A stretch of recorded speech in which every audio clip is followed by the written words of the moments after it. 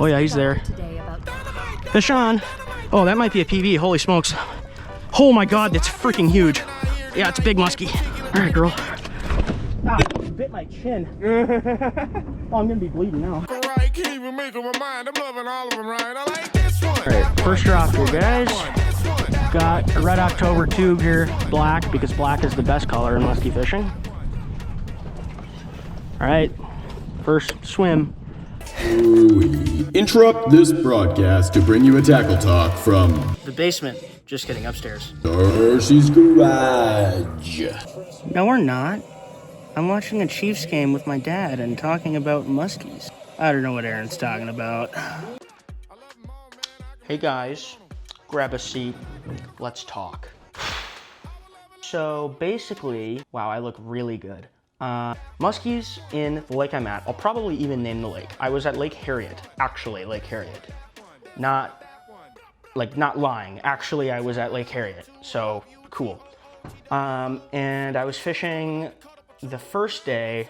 I did have bait, but what I did, first thing I did when I showed up was I had a red October tube and a beaver, and I just dropped it over the edge. All right, first swim.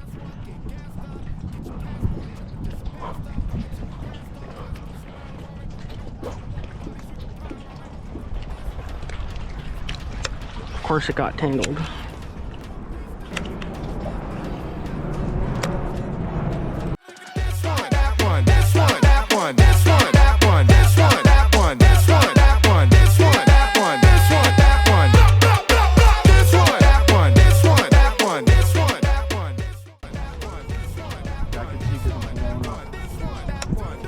There's a big dead fish down there. Let's see him. Oh, I think that's a sucker someone used.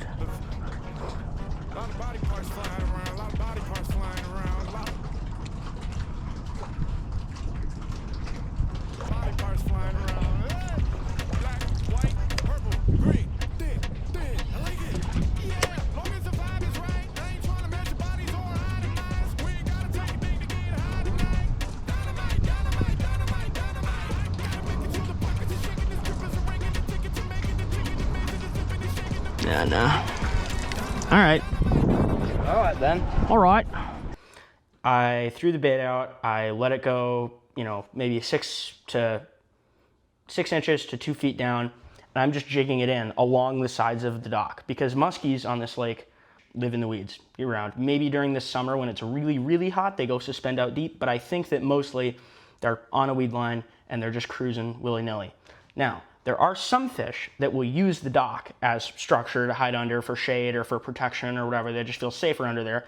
And I do think that muskies associate people not with bad things there. They associate people with fish getting caught and fish to eat. I'm sure that everyone's seen videos of fish at Lake Harriet, you know, eating bluegills. It's happened to me. I've had them eat bass. I had a big tiger muskie one time T-bone a pike there. It's very common for latch-ons to occur and stuff because, you know, struggling fish swimming around, something to eat. So with that being said, my kind of take on how to break down muskies on Harriet are there's two different like patterns, I guess, that I've come to know besides the having a boat and launching and just fishing the weed line, because the entire Lake Harriet is a weed line. There's weeds all the way around the lake. I mean, I bet there's not a portion of the shoreline that doesn't have weeds somewhere. So what a ton of people do is they just launch the boat, they go around the lake, and maybe they go around it twice or 3 times or 4 times, depending on if you're insane. I'm not. I like to be lazy, and so this is what I do. I'm at the dock, which isn't a bad thing. As a person who is stuck on shore fishing for muskies, it's not bad because a lot of times muskies use the dock. I have bait. I have 3 live suckers with me. What I'm doing right away is I'm just jigging this red October right in the, you know, on the inner side of the dock, on the inner part of like the T shape of the dock. I'm jigging on the outside. I'll even make a couple casts just to see if there's any aggressive, like actively feeding fish that are around, because I mean, everyone knows that, you know, if you get your bucktail in front of a muskie that's hungry, it's going to chase it down and kill it. Like people will say that muskies are kind of like wussy and they don't really like, you know, they just barely follow it and then they turn away. I would say that although sometimes muskies are like that, if you're on them perhaps during the right moon phase, or if perhaps you get in front of enough of them, you'll find one that's willing to do the thing and follow your bait around, 8, 9, 10, 12, times. Here's one, here's one, here's one.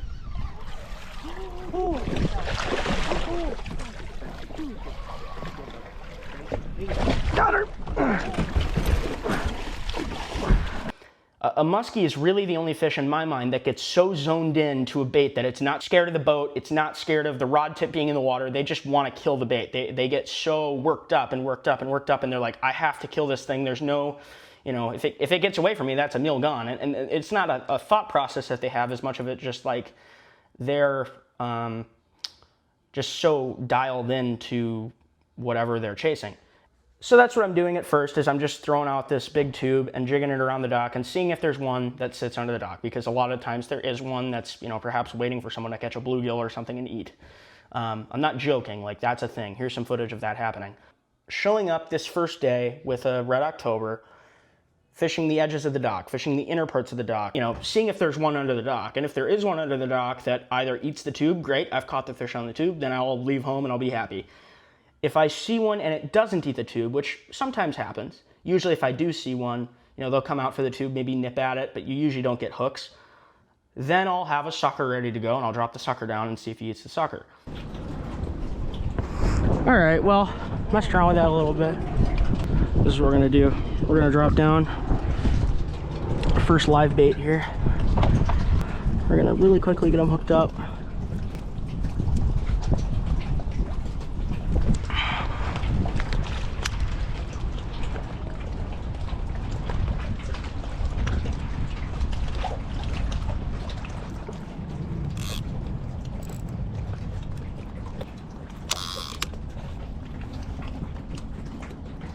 All right, there we go. Got him sitting there. Couple more bodies we can pile on it. Motherfucker, this one. Fish bug. Big one. Hit a wrist car. Pump piston.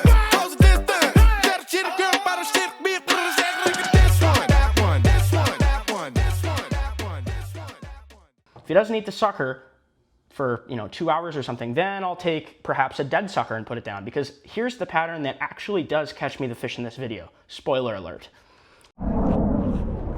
All right, we've got a run here. A big dead sucker.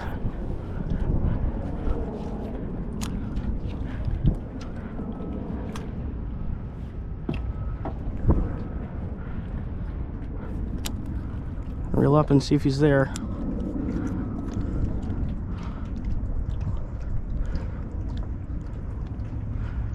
Oh yeah, he's there.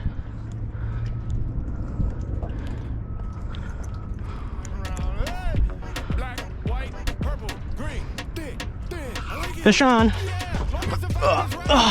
You reel up. Thank you. Yeah, it feels big. Woo.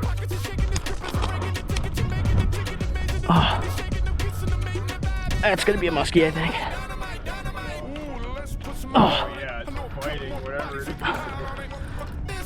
He's pissed. I need a 43-inch musky for fish donkey, and I need a 36-inch pike for fish donkey. Take either of them. Yeah, it's a big musky. Oh, that might be a PB. Holy smokes. Oh. Holy smokes. Okay, I don't have a net, so we're gonna have to get... Oh my God, that's freaking huge. Holy... Oh my God. Yeah, can you hold the rod? I'd rather mess it up than you, Thank you. Hold it for a second. Oh, she's hooked perfectly.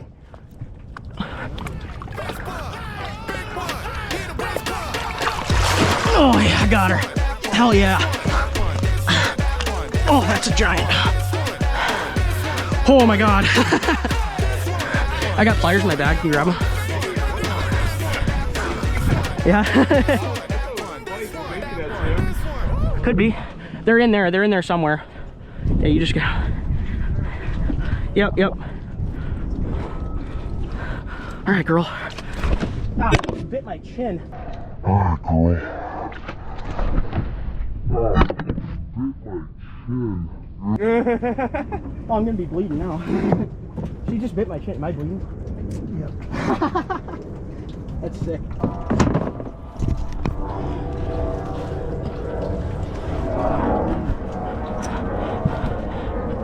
Yeah, for sure.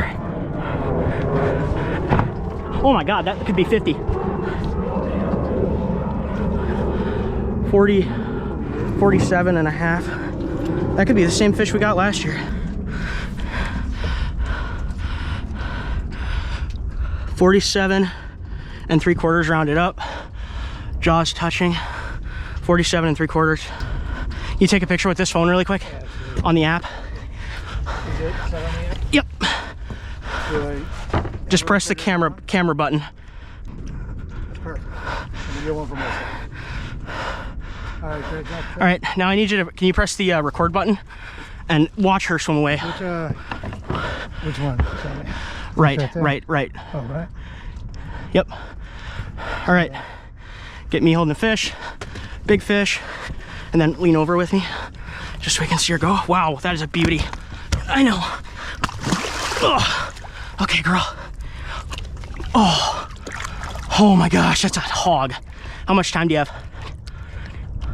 Is it counting down? Okay, re-click it. And then re-record. You going again? All right, perfect. 47 and 3/4. Oh man. That's a hog. That is a hog. All right, girl. Here, re-click it again. You going again? All right. I just need to get her swimming off. So if you get to the end of one, you can just redo it. Oh man. Oh, that's a freaking giant. Oh. All right, girl. I think there she goes, yep. And then just record her swimming. Oh man, let's freaking go, baby. Woo! Perfect time. Thank you so much. Yeah, really good, Chet. Congratulations. Is that your best so far? For clears, yeah, I think so. That's my PB. Oh my gosh, 47 and 3/4. What'd you get it on a sucker? Grease. On what? Grease. Dead sucker. She bit my chin when I was unhooking her. Oh my gosh, and I got it on GoPro too. In your face, Jace Willie. That was not out that long. Oh my God. How long have you been here? Like 30 minutes. Oh, that was insane. That fish literally bit my chin as I was unhooking her. Battle scars. Oh, that took like all of 20 minutes of having a dead sucker on bottom, and got picked up, set the hook, fish landed, released. That was freaking epic. Woo! This is what I think the pattern is. I might be wrong here. Musky pros, prove me, please feel free to prove me wrong, because I'm still learning. I'd love to know more too. A lot of people musky fish on Lake Harriet, and they show up with suckers. Usually they buy a few too many. For one day, just for me, it's one line a person. I'm probably using maybe 2 minnows. Maybe I cast one off or something stupid happens, or I catch like a 28-inch pike on one of them. But typically you only use like 1, maybe 2, maybe 3 minnows at the very high end. A lot of time people will buy a half dozen. So what do they do with the half dozen? They let them go. They're not gonna use them. They don't feel like refreezing them. They're just gonna throw them in. So what happens is basically just like 1 to 3 pound big, suckers are greasy. If you've ever seen a frozen sucker, they're greasy. Terra Morata likes the grease. I'd suggest looking into the white sucker. They get greasy, okay? They're stinky, they're slimy, and they're greasy, and they're fatty. When they hit the water, you can see the oils and stuff coming out of them. So people are just dropping these like 3 pound minnows. Sometimes people use like 23-inch minnows, which is ridiculous. The point is, a lot of people go musky fishing there, they don't catch one, and they end up just throwing the bait in the water, and it dies, and you'll see, I've seen it before, you'll just see dead minnows. It's clear water at Harriet. You'll just see dead minnows sitting in the weeds, dead suckers that people have bought. It's not like there's a ton of white suckers living in Lake Harriet. There's a big dead fish down there. Let's see him. Oh, I think that's a sucker someone used. I think what's happened is these muskies are kind of tuned in to whenever a dead minnow that someone doesn't use ends up in the water, a muskie eats it. What I take away from that is that having live minnows is absolutely not required. Having dead bait can work as well, or maybe even better, on specifically Lake Harriet muskies that are tuned in to people dumping dead bait. Basically, I'm just trying to imitate the tons of people that don't use all their suckers at the end of the day and dump them in the water. So I'm just throwing a dead bait in, and it took maybe 10 minutes before it got picked up, and then this happened.